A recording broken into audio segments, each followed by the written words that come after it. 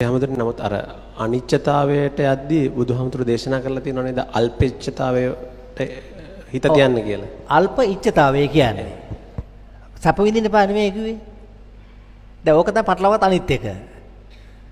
ඉච්ඡාව අල්ප කරගත්තම් විපාක සැප නෙවෙයි අයින් කියන්නේ මොකද්ද තියෙන්නේ? අபிසංකා ටික අයින් වෙනවා. ඒ විපාක සැපකුත් තියෙනවනේ. විපාක සැප අයින් කරන්න කියලා නෑ. කම්මෝ විපාකات අයින් කරන්න බෑ. දැන් මෙයාට කම්මෝ විපාකාතේ එන තියෙන සැප එන එකට බැරියස් දානවා. ඉච්ඡාව අඩු කරගන්න. ඉච්ඡාවෙන් තමයි පටිච්ච වෙලා සසර ගමනක් යන්නේ. පටිච්චයෙන් කරන ඒක සම්පූර්ණ ඒක තමයි කියන්නේ.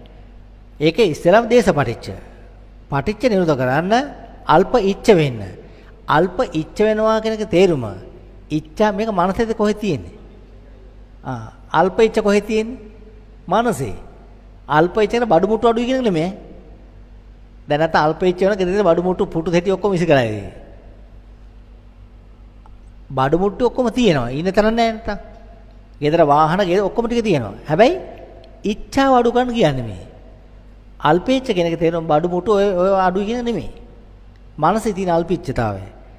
දැන් අර විශාකා පූජා කරපු මොකද්ද? පූර්වාරාමනේ.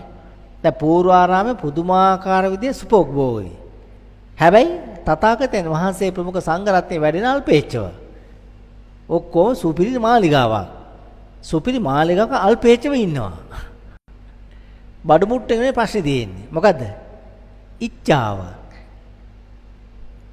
දැන් අපි අල්පේච්ඡක අපි බලාපොරොත්තු ඒක නෙමෙයි.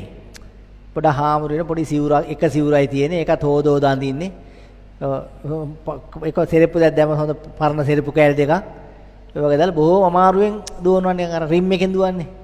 ඒතකොට ඉතින් අල්පේච්ඡ කියලා. බඩු මුට්ටු නෙමෙයි ප්‍රශ්නේ තියෙන්නේ. ඉච්ඡාව අල්පයි කියන එක.